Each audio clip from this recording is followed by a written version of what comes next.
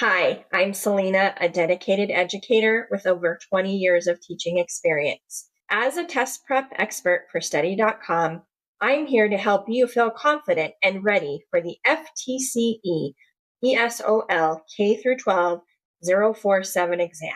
One key subtopic you'll need to master is knowledge of standards-based ESOL and content instruction.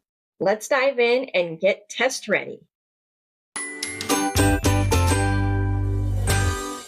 What is positive transfer? Your choices are when a student successfully applies a grammatical rule from their primary language to their secondary language, or when a student unsuccessfully applies a word translation from their primary language to their secondary language, or when a student successfully applies a word translation from their primary language to their secondary language, or when a student unsuccessfully applies a grammatical rule from their primary language to their secondary language. Unsuccessful word translation is incorrect. The student used a word wrong. That's a mistake, not positive transfer. Successful word translation is incorrect.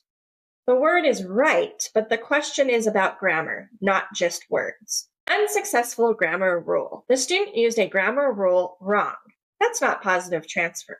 The correct answer is when a student successfully applies a grammatical rule from their primary language to their secondary language.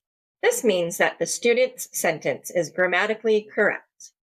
Which term refers to a set of academic goals for students to aim towards mastering? The key word is academic goals to keep in mind.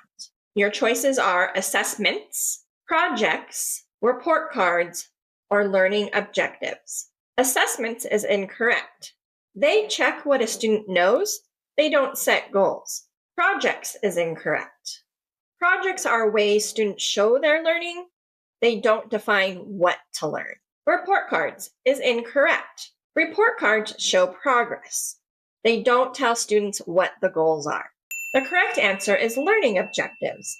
They are standards set by a governing body that identify what skills students need to learn throughout their academic careers.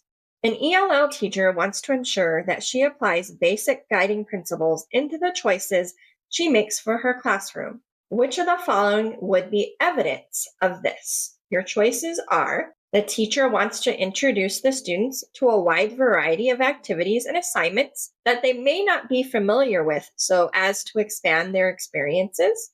The teacher makes sure to have complex learning materials for students so they have something to strive for academically. The teacher wants to choose course resources and activities that suit the needs and levels of the students. Or the teacher makes sure not to overwhelm the students by over-testing, so she only checks for comprehension at the end of the unit. Introducing students to new things is good, but it's incorrect. If students are not ready for them, it can confuse or frustrate them. Using complex learning materials is incorrect.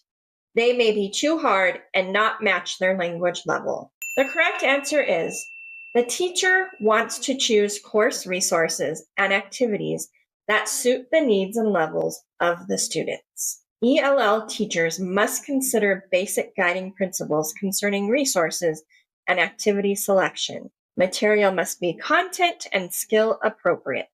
As well, teachers should plan continual comprehension checks. The primary parts of the English language that need to be the focus of English language instruction are parts of speech, punctuation, mechanics, and organization, phonics, spelling, pronunciations, and writing, speaking, listening, reading, and writing, or semantics, syntax, and phonology.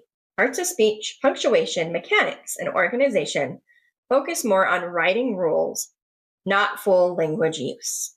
Phonics, spelling, pronunciation, and writing are helpful but leave out listening and speaking. Semantics, syntax, and phonology are incorrect as they are advanced grammar terms and not the main focus for beginners.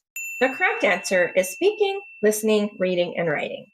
The English language is comprised of 4 primary parts, and these include speaking, reading, writing, and listening. These should be considered within various aspects of an ELL classroom.